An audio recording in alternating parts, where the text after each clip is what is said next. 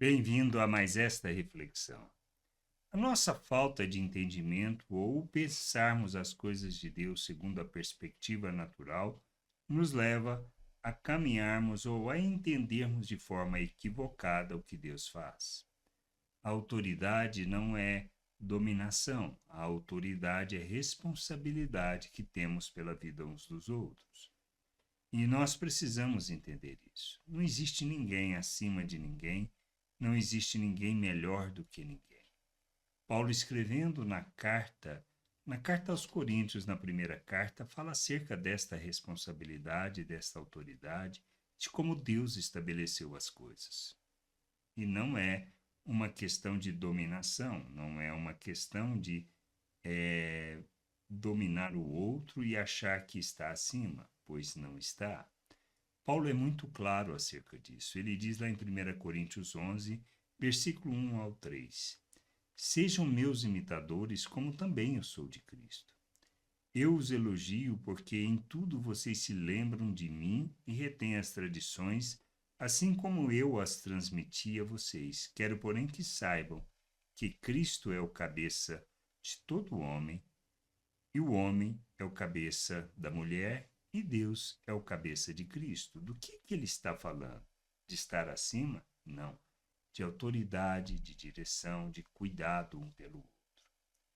Nós, quando entendemos o papel de Cristo com relação à igreja, de conduzi-la à maturidade, de conduzi-la ao entendimento e à compreensão de toda a vontade do Pai, nós temos que entender que esta é a relação de amor, de oferta, de entrega, como Cristo fez. De conduzi-la, de protegê-la, de guardá-la, de ensinar sobre a vontade do Pai. Assim como Cristo faz conosco. A nossa omissão, a nossa falta de compromisso com o Pai não nos leva a entender este papel. Podemos nos tornar religiosos e achar que estamos acima, mas não estamos. Somos iguais perante Deus e temos responsabilidades diferentes diante de Deus como membros do corpo de Cristo. Pesa sobre nós uma autoridade que Deus concedeu, mas é um papel de entrega, de amor, de oferta, que leva o outro ao processo de conhecimento, compreensão do amor de Deus em nosso favor. A gente precisa entender isso.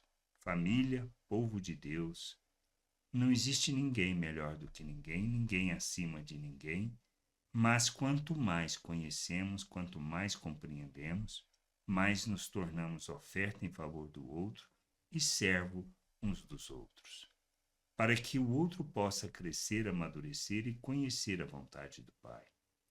A gente entendendo isso, caminhamos na direção do querer do Senhor, para que a glória do Senhor se revele através das nossas vidas. Pois conhecemos pelas Escrituras que Cristo, assim como Cristo está unido com o Pai unido com Cristo, nós, quando nos convertemos, ou seja, quando nós nos arrependemos de nossos pecados e nos submetemos a Cristo como Senhor e Salvador, nós nos tornamos um com Ele. Tornamos um com Ele, um com o Pai, e o Pai um conosco e Cristo um conosco. Na família, nós nos tornamos uns com os outros. Somos membros uns dos outros. Nós somos pedras vivas do templo que Deus está construindo para a sua habitação. Somos santuários de Deus, lugar da morada de Deus. Por isso, não existe uma questão de dominar, mas uma questão de servir, de responsabilidade pela vida uns dos outros. É assim que a gente precisa entender. Devemos fazer das nossas vidas oferta, como Cristo fez pela igreja, sendo Ele o cabeça da igreja, aquele que é responsável perante o Pai pela igreja.